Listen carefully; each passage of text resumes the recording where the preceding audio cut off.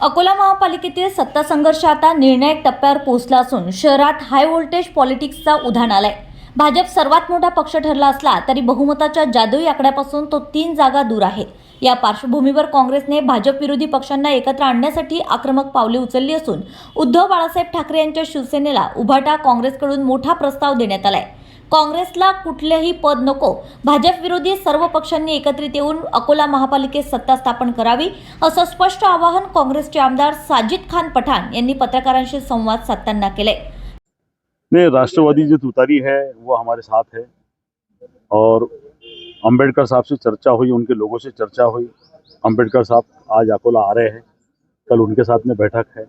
आज शिवसेना के आमदार नितिन देशमुख ने जो प्रस्ताव रखा कि जो इस शहर के लिए सुरक्षा और रक्षा की बात करेगा, स्वास्थ्य अच्छा देगा, शिक्षण अच्छे देगा और सबसे बड़ी बात कि अकोला महानगर पालिका में जो गब्बर सिंह टैक्स कम करेगा हम उसके साथ में। तो मैं शिवसेना को ये प्रस्ताव लेकर आज देने को आया कि कांग्रेस पार्टी आपके साथ में है, सब मिलकर आप सत्ता बनाओ। हम बिना शर्त के पार्टी में देने के लिए तैयार है।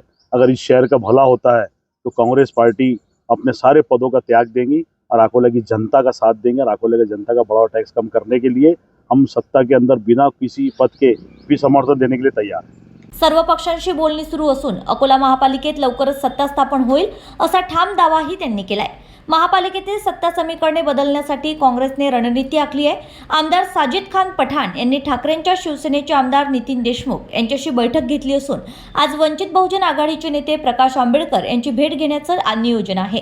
यामुळे भाजप विरोधी आघाडीची मोड बांधण्याचे प्रयत्न वेग घेत असल्याचे स्पष्ट संकेत मिळत आहेत। भाजपा सत्तेचा दावा जरी करीत असली तरी मात्र भाजपकडे कोणत्याही पक्षाचे किंवा अपक्ष नगरसेवक सुद्धा नाही। भाजपकडे केवळ त्यांचेच 38 नगरसेवक आहेत। त्यांच्याकडे कुठलीही अन्य पक्षांचे अथवा अपक्ष नगरसेवक जात नसल्याने ते अस्वस्थ होत असून उगाच अन्य नगरसेवक अपक्ष नगरसेवक आपल्या संपर्कात असल्याचा अफवा ते उडवत असल्याचा टोला यावेळी आमदार पठाण यांनी लगावलाय। जन अभियान न्यूज मराठी अकोला प्रतिनिधी MJ गौरवे।